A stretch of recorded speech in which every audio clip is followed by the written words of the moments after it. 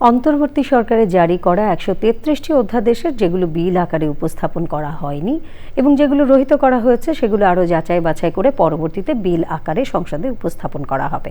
সচিবালয়ে স্বরাষ্ট্র আইনমন্ত্রী এবং চিফ হুইপের সংবাদ সম্মেলনে আরও বলা হয়েছে ১৩৩টি অধ্যাদেশ পাশ করা নিয়ে বিভ্রান্তি ছড়ানো হচ্ছে। দু একটি বাদে অন্তর্বর্তী সরকারের সব কর্মকাণ্ডের বৈধতা দেওয়া হবে বলেও জানানো হয়। চকর মালিথা জানাচ্ছেন। 200-র বেশি সার্ভিস ও ফিচারে লেনদেনের সব বিকাশ অ্যাপে সম্ভব।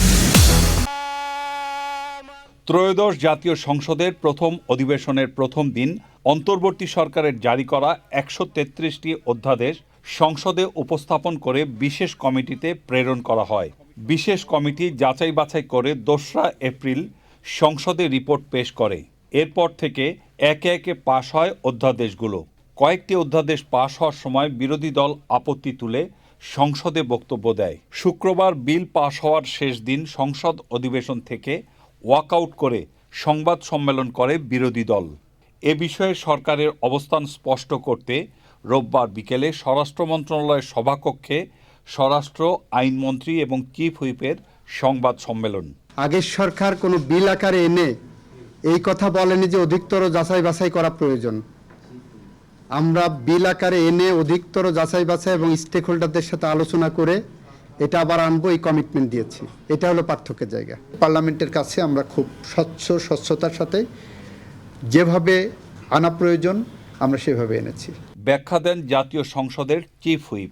5 তারিখ থেকে 10 তারিখ এই 5টা দিনের মধ্যে আমাদের সকল বিলগুলা পাশ করাতে হয়েছে, যেগুলো পাশ করিয়েছি আমরা।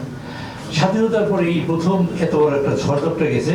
এটা আমরা 30 দিন সময় পেলে, 25 দিন, বিশেষ করে 20 দিন সময় পেলে আমরা এই কাজটা করতে পারতাম। এত বড় বিল স্বাধীনতার পরে আর কখনো হয় না।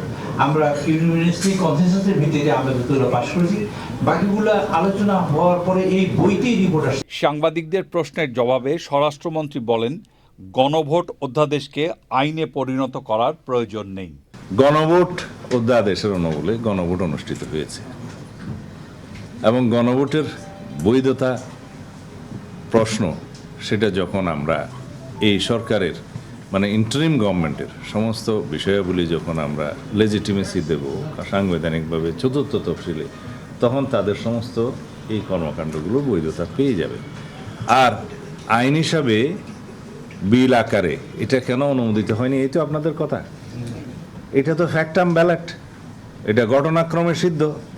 অধ্যাদেশ জারি হয়েছে, গণভোট অধ্যাদেশ, গণভোট অনুষ্ঠিত হয়েছে এবং সেটার বৈধতা আছে। এটার বিষয়ে নতুন করে আইন করে এটা নিয়ে আগামীতে তো এর উপরে কোনো গণভোট হবে না। সংবাদ সম্মেলনে জানানো হয়, জনগণের যে কোনো যৌক্তিক দাবি বিএনপির কাছে সবচেয়ে বেশি বিবেচনার দাবি রাখে। উদ্দেশ্য এবং কারণ। চকর মালিথা, চ্যানেল আই, ঢাকা।